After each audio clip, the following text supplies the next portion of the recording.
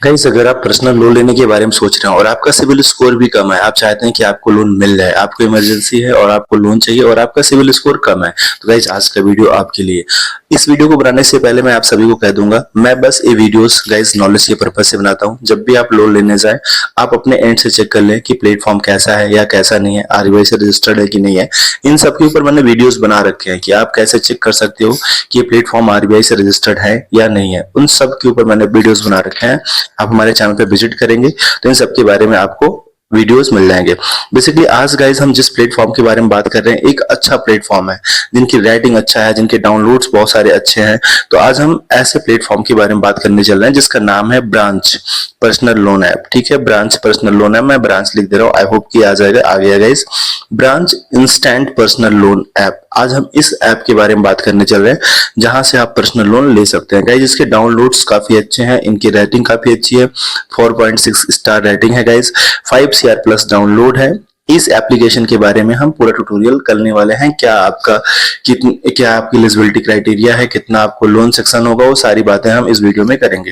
लेकिन उसके पहले हमने हमेशा कहा गाइस, जब भी आप लोन लेने जाओ एक बार इनके कमेंट जरूर पढ़ लिया करो। रिव्यूज पढ़ने से हमें एक आइडिया लग जाता है कि लोगों के सामने क्या प्रॉब्लम्स आई या लोग क्या प्रॉब्लम फेस की जिसकी वजह से ये प्लेटफॉर्म अच्छा है या बैड है। आपको सब कुछ देखने को यहाँ पर मिलता है, इसलिए आप इनके रिव्यूज जरूर पढ़ लिया करो। जब भी आप किसी भी प्लेटफॉर्म से लोन लो, रिव्यूज पढ़ने से लोगों की प्रॉब्लम समझ में आती है कि लोगों के साथ प्रॉब्लम्स क्या हुई। लेकिन ऐसा भी नहीं है कि अगर नेगेटिव कमेंट्स आ गए तो इसका मतलब प्लेटफॉर्म बेकार है, ऐसा नहीं है गाइस। ज्यादातर प्रॉब्लम सभी आती है जब लोग टाइमली रीपेमेंट नहीं करते हैं, तो फिर उनके एडिशनल चार्जेस लगते हैं जिसकी वजह से लोग फ्रस्ट्रेट होकर बैड कमेंट्स भी करते हैं। लेकिन अगर आप टाइमली सब कुछ रीपे कर रहे हो और जिनके टर्म्स एंड कंडीशन आपको स्टार्टिंग में बताए जाते हैं, उन चीजों से अगर आप एग्री करते हो और लोन लेते हो तो कोई प्रॉब्लम नहीं आती है। इसलिए जब भी लोन लो उनके सारे टर्म्स कंडीशंस को अच्छे से रीड करो, सारी चीजों को पढ़ो, जानो, समझो, ताकि इन फ्यूचर आपको प्रॉब्लम्स ना आए, कोई एडिशनल चार्जेस लगे तो आपको ये ना लगे कि चीजें मैं बताई नहीं गई थी। इसलिए आपको स्टार्टिंग में सब कुछ टर्म्स कंडीशंस पढ़ लेने चाहिए गाइस, क्योंकि वो चीजों को मेंशन करते हैं। बस हमारी गलती होती है कि हम लोन लेते वक्त इन सारी चीजों को बहुत ध्यान नहीं देते हैं गाइस। अगर आपको यहाँ से लोन लेना है, पर्सनल लोन लेना है, तो आपको कहीं विजिट नहीं करना है, आप बेसिकली इनके एप्लीकेशन से लोन ले सकते हैं। अगर आपको यहाँ पर 2000 से लेके 5 लाख तक का लोन चाहिए तो आप इस एप्लीकेशन का यूज कर सकते हो और आप यहाँ से लोन ले सकते हो। बेसिकली इंस्टेंट अमाउंट यहाँ पर 1000 से लेके 5 लाख रुपए तक का है, नॉट 2000, 1000 से लेके आप 5000 रुपए तक, 5 लाख रुपए तक का लोन यहाँ से ले सकते हो। गाइस इनका जो टेन्योर होता है वो 3 मंथ से लेके 24 मंथ तक का होता है, यानी 3 महीने से लेके 24 महीने के अंदर आपको इनका लोन का रीपेमेंट करना होता है। रेट ऑफ इंटरेस्ट की बात करें, 12% से लेके 66% पर एनम है। ये चीजें डिपेंड करती हैं आपके सिविल स्कोर पे, आपके प्रीवियस लोन पे, आपका लोन कितना था पहले का, आप उससे टाइमली पेमेंट किया है कि नहीं किया, वो सारी चीजें उस पर मैटर करती हैं कि आपका सिविल स्कोर क्या है और आपका अमाउंट क्या है। उन सारी चीजों के अकॉर्डिंग आपका रेट ऑफ इंटरेस्ट यहाँ से चार्ज किया जाता है। एपीआर गाइस 20% से लेके 50% है। एपीआर इन द सेंस जो आपका जीएसटी लगता है, जो आपका प्रोसेसिंग फी लगता है, उन सारी चीजों को इंक्लूड करके जो आप एडिशनल अमाउंट दे रहे हो इंटरेस्ट के साथ, उसे हम एपीआर कहते हैं। 100% पेपरलेस इंस्टेंट लोन एप्लीकेशन, मैंने कहा कि कहीं आपको विजिट नहीं करना पड़ेगा, डायरेक्टली आपको लोन यहीं से मिल जाएगा, कहीं जाना नहीं पड़ेगा। गाइस ये जो है आरबीआई से रजिस्टर्ड है, रेगुलेटेड है, आप इसे जाके चेक भी कर सकते हैं। मैंने अपना एप्लीकेशन अपने इसी चैनल पे मैंने इसके ऊपर वीडियोस बना के डाल रखे हैं, आप जाके वहां से देख भी सकते हैं कि आरबीआई से रजिस्टर्ड है कि नहीं है। ये आरबीआई से रजिस्टर्ड है, यहाँ पर लिखा हुआ है।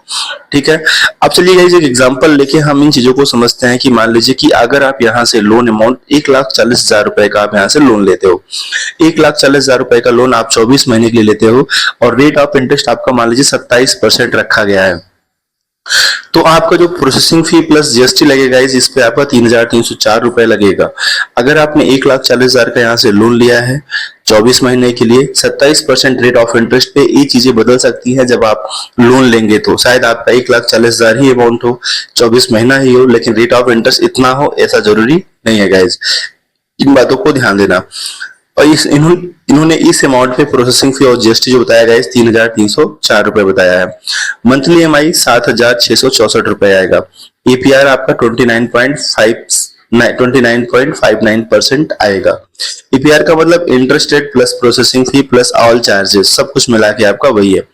Actual EMI and rate depend on your credit profiles. मैंने कहा ना कि आपकी ईएमआई, आपका जो रेट ऑफ इंटरेस्ट है, वो सब आपके क्रेडिट स्कोर, सिविल स्कोर, इन सारी लोन अमाउंट्स, इन सब चीजों पे वेरी करेगा कि आपका क्या लोन अमाउंट्स है, क्या सिविल स्कोर है, उन पे वेरी करेगा। देन उसके अकॉर्डिंग आपके ये चीजें लगेंगी। लेकिन ओवरऑल अगर अभी देखा जाए तो गाइज, अगर आप 1,40,000 लेते हो 24 मंथ के लिए 27% पे, तो आपको 7,614 रुपए देना पड़ेगा मंथली ईएमआई, और 3,304 रुपए आपका एक प्रोसेसिंग फी एडिशनल यहाँ पर लग रहा है।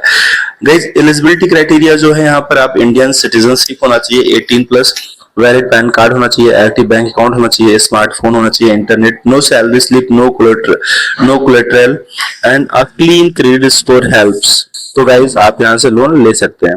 आई होप कि ये वीडियो आपके लिए काफी हेल्पफुल रही होगी। लेकिन गाइज फिर भी अगर कोई डाउट है तो आप मुझे कमेंट करेंगे, तो हम इसके ऊपर आपके सारे डाउट्स क्लियर कर देंगे। थैंक यू गाइज, जय हिंद।